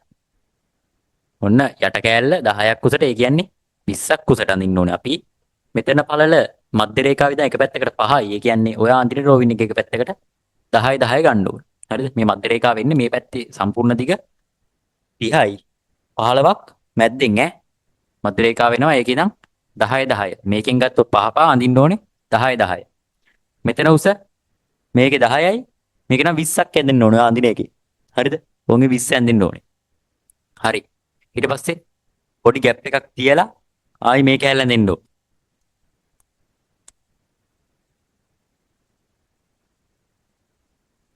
ඕම් ඒක ඇඳුණා. ඔන්න දැන් මේක හරි. ඊට පස්සේ මේක ඇල්ල හරි. මේක ඇල්ලත් හරි. දැන් තියෙන්නේ මේක. ඒ කියන්නේ මේ කෑල්ල. මේ කෑල්ලේ සම්පූර්ණ ඍජුකෝණාශ්‍රයක් විදිහට පේන්න කලින් මෙතන ඉඳන් මෙතෙන්ට සම්පූර්ණ දිග ඔයාට තියෙන්නේ 60යි. සම්පූර්ණ දිග 60යි. නමුත් ඔයා මෙතන ඉඳන් මෙතෙන්ට 10ක් දුරින්. ඒ කියන්නේ 20ක් දුරින් මේ ගානට තුනට බෙදෙන්න ඕනි. ඒ කියන්නේ මෙතනින් එකයි මෙතන එකයි වගේ ගානට තුනට බෙදෙන්න ඕනි. මේ තුනට බෙදලා ඊට පස්සේ මෙතනින් පල්ලට ප්‍රමාණයක් එන්න ඕනි. මෙතනින් පල්ලට ප්‍රමාණයක් එන්න ඕනි. ඒ පල්ලට එන ප්‍රමාණය ගන්න බෑ මේ දීලා තියෙන ඇලවුසෙන්. ඒ කියන්නේ මේ දීලා තියෙන ත්‍රිකෝණේ සම්පූර්ණ ලොකු ත්‍රිකෝණේ ගන්නකො. මේකනේ. ලොකු ත්‍රිකෝණේ ඔයාලට දීලා තියෙනවා කොහොමනේ? කොහොමද තියෙන්නේ මෙතන? කෝණේ අංශක 30යිලු. මෙතන 15යි කියලා අපි කලින් හොයාගත්තයි. මේ ગેප් එක 30යි. මෙතනින් 15ක් යනවා. ඊටු 15 තියෙන්නේ මෙතන. ඒ කියන්නේ මෙතන 15යි. ඒ කියන්නේ මෙතන 15යි. මෙතන 30යි. මෙතන උස හොයාගත්තා අපි කලින් tan θ දාලා 9යි කියලා. එතකොට කොහොමනේ ආවේ? නමුත් දැන් හොයාගන්න තියෙන්නේ ඒ වගේ භාගයක් උසට ඇවිත් මේ. ඒ වගේ භාගයක් උසට ඇවිත් මේ කෑල්ල. එතකොට තමයි අපිට බලන්න පුළුවන් මෙහෙන් බැලුවාම කොච්චර මේ වැහැකින්ද මෙතන කැඩෙන්නේ කියන එක. මේ කැඩෙන කණ්ඩිය කොච්චර උසකින්ද කැඩෙන්නේ කියන එක හොයාගන්න පුළුවන් කොහොමද? මේ පොඩි ත්‍රිකෝණට ආයි දාන්න ඕනේ. පොඩි ත්‍රිකෝණට දාලා ආයි ත්‍රිකෝණමිතික අනුපාත දාලා හොයාගන්න ඕනේ මේ උස. මේ චූටි උස. මේ y කියන චූටි උස හොයාගන්න ඕනේ. පැහැදිලිද? එතකොට දැන් මෙතන ඉඳන් භාගයක් දුරින්. ඒ කියන්නේ අපි දන්නවා මෙතන ඉඳන් භාගයක් දුරින් කියලා. ඒ කියන්නේ මෙතන ඉඳන් භාගයක් දුර. ඒතර අපි දානවා කෙලින්ම අනුරූප කෝණ සීන් එක. දන්නවනේ අනුරූප කෝණ. කොහොමද? ඒ කියන්නේ පහළ සීමාව 15යි. උඩ සීමාව හොයාගන්න තමයි දැන් අපිට ඕනේ y. මේ y හොයාගන්න තමයි අපිට ඕනේ. මෙතන කෝණේ 30යිලු. මෙතන කෝණේ දන්නේ නැහැ කියලානේ කියන්නේ. ඔයා දන්නවද? සරල රේඛීය සමාන්තර රේඛා දෙකක් හරහා සරල රේඛී ඉරක් ගියොත් එහෙමත් නැත්නම් මෙහෙම යන්නත් පුළුවන්. සමාන්තර රේඛා දෙකක් හරහා තව සරල රේඛාවක් යනවා. එතකොට හැදෙන්නේ අනුරූප කෝණ. මේ පැත්තේ මේක ගත්තොත් මේ පැත්තෙන් මේක. මේ පැත්තෙන් y ගත්තොත් මේ පැත්තෙන් y. එතකොට මේ පැත්තෙන් x ගත්තොත් මේ පැත්තෙන් x. මේ කෝණ දෙක සමානයි. ඒ කියන්නේ x සමානයි x වගේ තමයි වෙන්නේ. පැහැදිලිද? එතකොට මෙතන තියෙන අනිවාර්යෙන් මෙතන x සමානයි කීයද? ඒත් 30යි. එතකොට මෙතන මධ්‍ය ලක්ෂ ප්‍රමාණය. හරිද? මෙතන දැන් කෝණේ ගන්න පුළුවන් අනුරූප කෝණ වලින්. ඇයි? සමාන්තර රේඛා දෙකක් කරහා මේ කෝණේ මෙහෙම දික් කරොත් මේ රේඛා දෙක සමාන්තර රේඛා දෙකක් කරහා ගිහිල්ලා තියෙන ඇල රේඛාව තමයි මේ කර්ණය. එතකොට මෙතන හැදෙන කෝණයට මෙතන කෝණේ සමාන වෙනවා. ඒ කියන්නේ මොකද්ද? අනුරූප කෝණයක් මෙතන ඇති වෙලා තියෙනවා. හරි. ඊට පස්සේ කෝණේ හොයාගත්තා. දැන් පොඩි කෝණයට දාන්න තව පාදයක් හොයාගන්න එපා. y තමයි හොයාගන්න ඕනේ. කර්ණේවත් මෙතන තියෙන බද්ධ පාදයවත් අපි දන්නේ. හරිද? එතකොට ඒකට ඔයාලට කරන්න පුළුවන් ඕනම ත්‍රිකෝණයක. හරිද? සම්පාදනයේ සමදීපාද නෙමෙයි. ඕනම ත්‍රිකෝණයක පළවෙනි පාදයේ දෙවෙනි පාදයේ තුන්වෙනි පාදයේ ගත්තොත් හරිද? පළවෙනි පාදයේ දෙවෙනි පාදයේ තුන්වෙනි පාදයේ ගත්තොත් මේ පාද දෙකක් අතර එක්ක මේ දෙක නැත්තම් මේ දෙක නැත්තම් මේ දෙක ඕනම පාද දෙකක් අතර එම පාදයේ මධ්‍ය ලක්ෂය ඉඳන් අනිත් පාදයේ මධ්‍ය ලක්ෂයට. ඒ කියන්නේ මේක දිගෙන් භාගයක් වෙන තැනයි මේක දිගෙන් භාගයක් වෙන තැනයි අරන් ඒ දෙක යා කරොත් ඒක අනිවාර්යෙන් මේ තුන්වෙනි පාදයට වඩා මේ තුන්වෙනි පාදයේ දිගෙන් අඩක් වෙනවා කියලා තමයි කියන්නේ. පැහැදිලිද? ඒ කියන්නේ ත්‍රිකෝණයක් අරන් ඒකේ තෝරාගත්ත පාද තියෙනවනේ දෙකක්.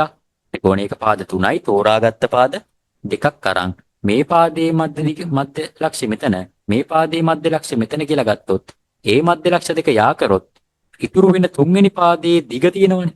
ඒ දිගට වඩා හරියටම දෙකෙන් බෙදුවාම එන අඩක්ලු මේක 15යි නම් ඒක දෙකෙන් බෙදුවාම කීයද? 7.5යි. ඒ කියන්නේ මෙතන 15යි නම් මෙතන 7.5යි. මේ දිගෙන් භාගයක් වෙනවලු. ත්‍රිකෝණයක පළවෙනි පාදයේ මධ්‍ය ලක්ෂයේ ඉඳන් දෙවෙනි පාදයේ මධ්‍ය ලක්ෂයට ඉරක් ඇන්දොත් ඉතිරි වෙන තුන්වෙනි පාදයේ දිගෙන් හරි අඩක් වෙනවලු මේ ඇන්ද රේඛාවේ දිග. ඔන්න මධ්‍ය ලක්ෂ ප්‍රමේයට අනුව. එතකොට මෙතන 15යි නම් අනිවාර්යෙන් මෙතන 7.5ක් වෙන්න ඕනේ. පැහැදිලිද? 7.5ක් වෙන්න ඕනේ.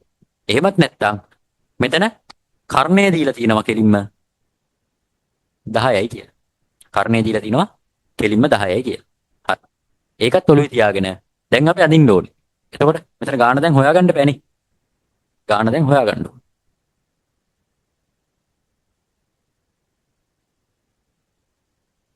උස හොයාගන්න බෑ. පොඩි ත්‍රිකෝණේ ගත්තොත් මෙතන x මෙතන 10යිනේ. x සමානයි අංශක 30යි. ඕකනේ. ඒතර මේ අංශක 30 ගත්තාට පස්සේ අපි දාන්න පුළුවන් මෙතන කෝණේ පාදේ y මේක දන්නවා. සක sin දාන්න පුළුවන්. sin 30 ගත්තා. sin 30 මොකද කරන්න ඕනේ? sin 30 මෙතන දැම්මම පස්සේ කෙලින්ම ගන්න පුළුවන්. සම්මුඛ පාදයේ y බෙදීම කාරණේ 10යි. sin 30 භාගයයි y යට 10යි. කෙලින්ම ගන්න පුළුවන් 10 2යි x කියලා. දෙපැත්තම දෙකෙන් බෙදෙනවා. x සමානයි 5යි කියලා ගන්න පුළුවන්. x සමානයි 5යි උත්තරේ. එතකොට x සමානයි y සමානයි.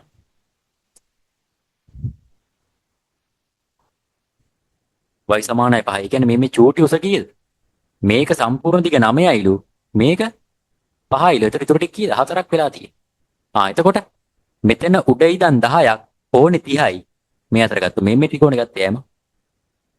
මේ ත්‍රිකෝණේ ගත්තේ මේක. කෝණේ 30යි කර්ණය 10යි. ඒ කියන්නේ මෙතන උස කීයද? ආව 5යි කියලා. ඇයි? සකසයින් දැම්මේ sin 30ට. sin 30ට ගත්තේ. sin 30 කියන කෝණේ හොයාගත්තේ කොහොමද කියන එක මං කිව්වා. හරි. එතකොට ඉස්සරහෙන් බැලුවොත් මෙතන මේ ගැට්ට කැපෙන හැටි පේන්නේ වාට ඇලවුසෙන් නෙමෙයි කැපිලා තියෙන ඇලෙන්. කියන්නේ මම මෙහෙම මේක බැලුවොත් මගේ ඇස් දෙක ඉස්සරහා තියලා මට ඇලවිලා කියලා පේන්නේ නැහැ. මට පේන්නේ මේක මේ තියෙන උස ටික විතරයි. පැහැදිලිද? මේ මට්ටමින් යනවා. මේ මට්ටමින් යනවා. මේ මට්ටමින් යනවා. මට පේන්නේ එච්චරයි. පැහැදිලිද? ඇලවෙලා තමයි. ඔයාට පැත්තෙන් බැලුවොත් මේක ඇලයි කියලා පේනවා. නමුත් මම මෙතන පෑන යට මට්ටම මේක උඩ මට්ටම මේක මට පේන්නේ හේ මට්ටම විතරයි. එතකොට මම අදින්න ඕනේ කොච්චර පල්ලට ඇවිල්ලාද? මේකේ නම් 5ක් පල්ලට අපි 5යි කියලා හොයාගත්තා මේ. y සමානයි 5යි කියලා හොයාගත්තා. නමුත් ඔය අන්තිම ඩ්‍රෝවින් එක අනිවාර්යෙන් අදින්න ඕනේ 10ක් පල්ලට අදින්න ඕනේ. හරි ලම්බකව 10ක් පල්ලට මේක ඇඳෙන්න ඕනේ.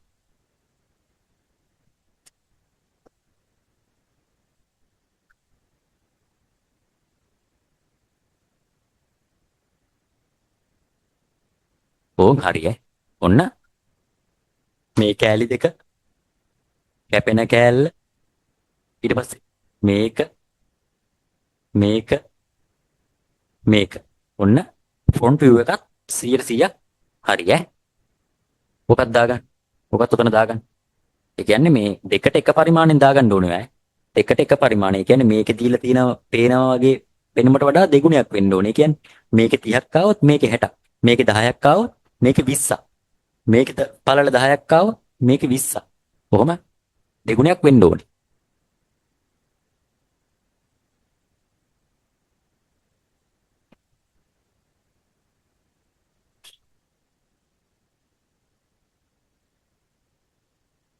හරි. අපි දැන් පැතිපෙනුම ඇඳා ක්‍රොස් සෙක්ෂන් එක ඉදිරි පෙනුමත් හරි දැන් අඳින්න තියෙන අන්තිමට උඩින් බලන පී පැත්තෙන් පේන සැලැස්ම අඳින්න තියෙන්නේ. අපි යන් සැලැස්ම අඳින්න.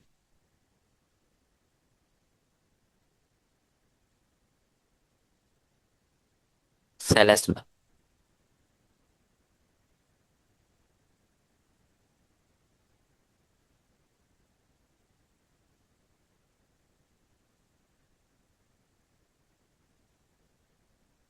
සැලැස්ම අඳිමු. සැලැස්මත් අඳින්න අපි નિયમિત උස ප්‍රමාණ වලින් අපි කොටුවක් ගහගත්තා.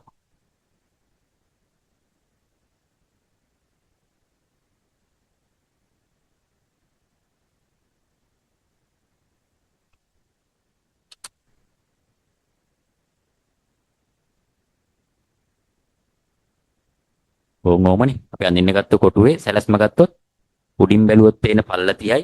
ඒ වුණාට ඔයා ගන්න ඕනේ 60ක්. මේ පැත්තට 60ක්. දිග තියෙන්නේ 30යි. නමුත් ඔයා ගන්න ඕනේ 60ක්. ඒ කියන්නේ 60 60 කොටුවක් තමයි ඔයාට තියෙන්නේ සැලැස්මෙන් බැලුවම අඳින්නේ. හරි. එතකොට මේක ලස්සනට නම් වෙන්න ඕනේ. ප්ලෑන් කියලා. ප්ලෑන් කියලා ලස්සන නම් වෙන්න ඕනේ. හරි. ප්ලෑන් කියලා නම් වුණාට පස්සේ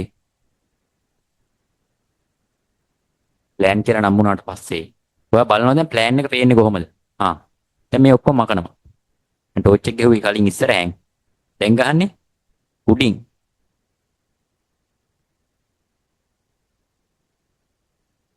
හරි.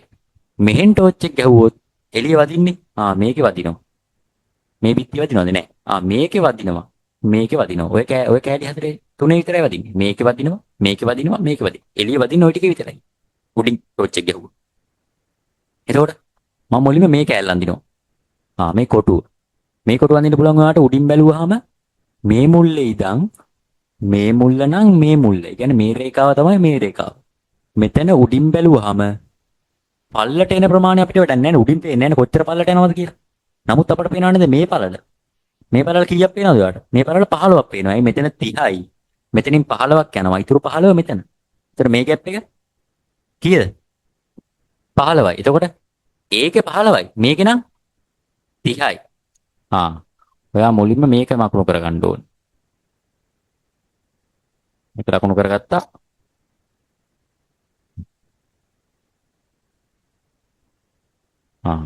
ඕන් ඒක හරි. ඊට පස්සේ ඔයාට මේ කැපිලා තියෙන එකත් අඳින්න පේනවා. කැපිලා තියෙන එක පේනකොට ඔයාට මෙතන මේ චූටි ગેප් එක පේන්න ඕනේ නේද? මෙතන ඉඳන් මෙතෙන්ට පේනවා නම් මේ ગેප් එකත් පේන්න බෑ.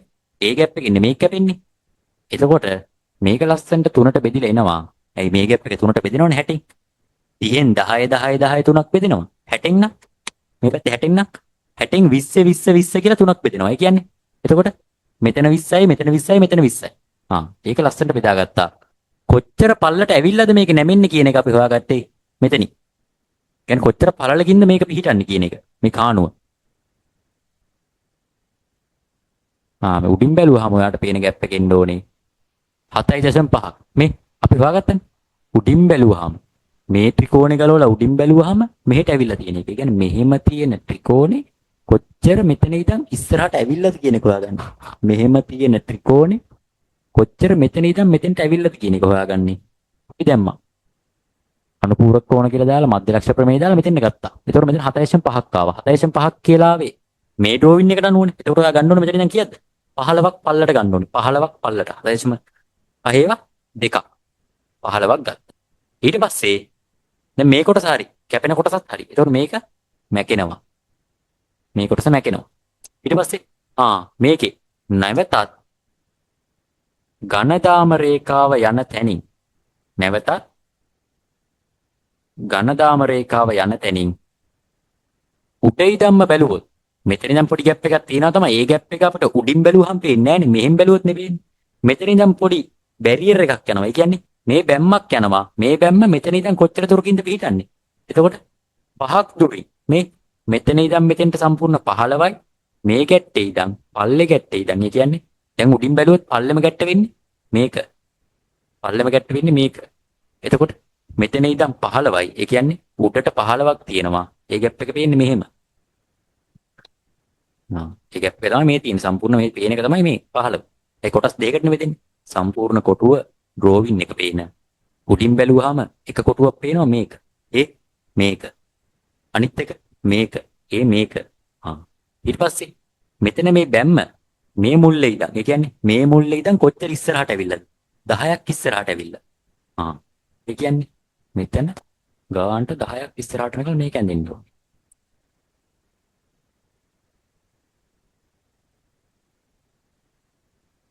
ඔව් 10ක් ඉස්සරහට.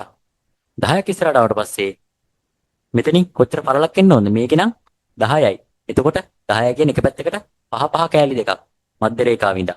නමුත් රුවාන්දේ ඩ්‍රෝවින් එකේ මධ්‍ය රේඛාව ඉඳන් 10ක් දෙපැත්තට. ඒ කියන්නේ මේ පැත්තට 10යි මේ පැත්තට 10යි. සම්පූර්ණ 20ක්. ඇයි දෙගුණයක් වෙනවනේ.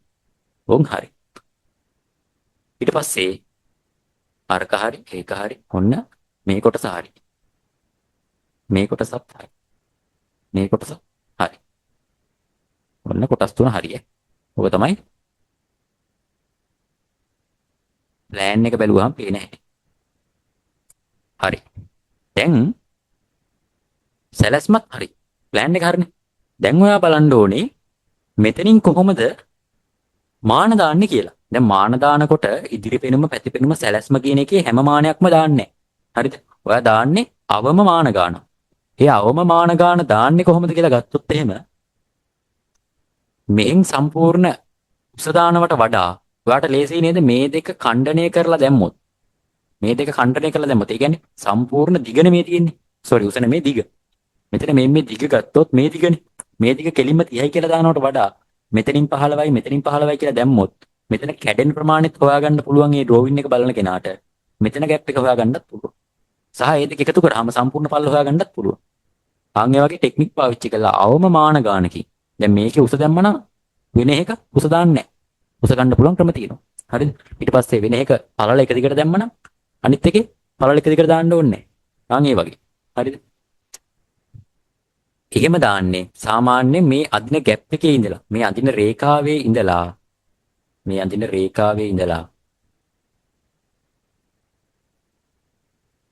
මිලිමීටර 2ක් 3ක් විතර අරින්න. 2ක් 3ක් විතර ඇරලා සෙන්ටිමීටරයක් දිගට පොඩි රේඛා දෙකක් ගන්න ඕනේ. සෙන්ටිමීටරයක් දිගට. පොඩි ગેප් එකක් තියලා මිලිමීටර 2ක 3ක වගේ ગેප් එකක් තියලා සෙන්ටිමීටරයක් දිගට රේඛාවක් ගන්නවා. මේ සෙන්ටිමීටරේ රේඛාව දිගෙන් අග ඉඳන් කියන්නේ පිටපැත්තේ ඉඳන් ඇතුළට මිලිමීටර 2ක් තියලා ඉරක් ගහනවා.